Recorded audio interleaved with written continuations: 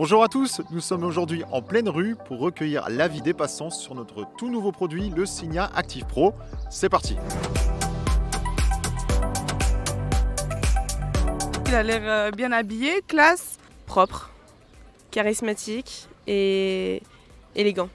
Chic mais décontracté, voilà c'est ça, chic mais décontracté. Plutôt classe, plutôt agréable à regarder. Élégant, raffiné, beau gosse. Non oui, fin, subtil, élégant, raffiné. Bah, c'est des écouteurs sans fil. Des écouteurs. Des écouteurs. Je me suis demandé si c'était des écouteurs ou...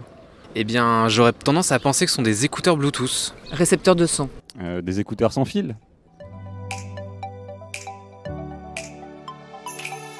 Mais c'est super, c'est mieux. Ouais, bah tant mieux. Bah, pour les personnes, au moins qu'ils n'entendent pas, ça leur permet de nous entendre, de profiter de la vie, voilà.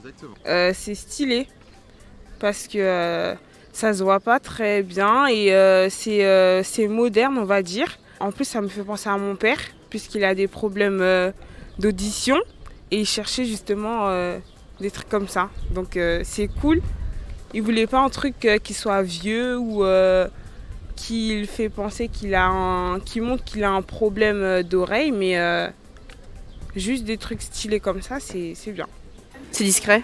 Ça ressemble beaucoup à des écouteurs Bluetooth, donc c'est bien déguisé. Et si c'est performant à côté, je trouve que c'est une bonne idée. Malin et moderne.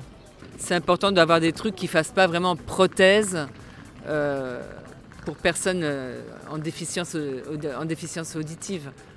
Donc c'est important d'avoir quelque chose de joli. En plus de pratique à transporter, si la personne n'en a pas tout le temps besoin, le boîtier il est fonctionnel, il est joli. Que c'est discret, très discret. Ouais, et ça ressemble vraiment à des écouteurs Bluetooth. Et c'est joli packaging, belle finition. À première vue, c'est ce que je disais, à première vue ça m'a l'air d'être d'écouteurs Bluetooth classiques. Oui.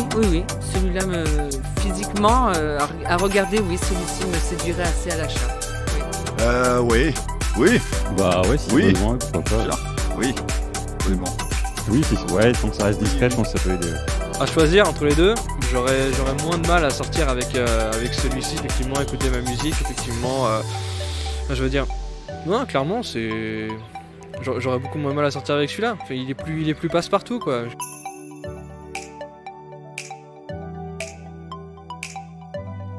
Ouais, parce que ça met pas en avant leurs problèmes de perte d'audition. Ça fait plus penser à des écouteurs qu'autre chose et du coup personne voit le problème qu'a cette personne. Complètement.